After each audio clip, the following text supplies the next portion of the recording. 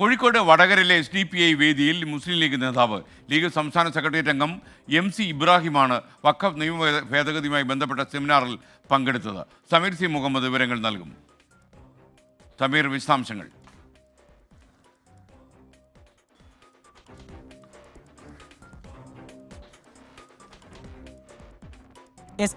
SDPIയുമായി ബന്ധപ്പെട്ട് തങ്ങൾക്ക് ഒരു ബന്ധവുമില്ല എന്ന് മുസ്ലിം ലീഗ് നേതൃത്വം ആവർത്തിക്കുമ്പോഴാണ് ഇത്തരമൊരു സംഭവം ഉണ്ടാകുന്നത്. കഴിഞ്ഞ ദിവസം മുഖ്യമന്ത്രി പിണറായി വിജയൻ ഉൾപ്പെടെയുള്ളവർ വലിയ വിമർശനമാണ് മുസ്ലിം ലീഗിനെതിരെ ഉന്നയിച്ചിരുന്നത്. SDPIയുമായും ജമാഅത്തെ ഇസ്ലാമിയുമൊക്കെ വലിയ ബന്ധമാണ് ഇവർ പുലർത്തുന്നത് എന്നായിരുന്നു മുഖ്യമന്ത്രി ഉൾപ്പെടെയുള്ളവരുടെ ആക്ഷേപം.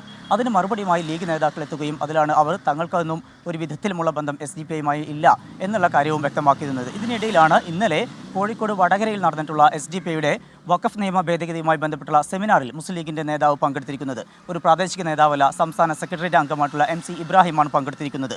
ആ ഒരു സംഭവമാണ് ഇപ്പോൾ വലിയ വിവാദമായിരിക്കുന്നത്. അതുമായി ബന്ധപ്പെട്ട് മുസ്ലിം ലീഗ് അണികൾക്കിടയിൽ തന്നെ വലിയ ചർച്ചയായിട്ടുണ്ട്. നവമാധ്യമങ്ങൾ ഉൾപ്പെടെ ചർച്ചയായിട്ടുണ്ട്.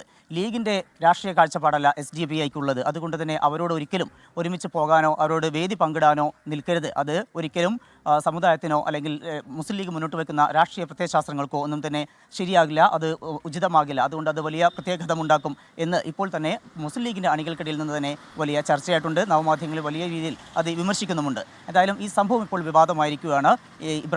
MC ഇബ്രാഹിമിനെതിരെ നടപടി വേണം എന്നുള്ള ഒരു ആവശ്യവും ഉയർന്നിട്ടുണ്ട്. SKN.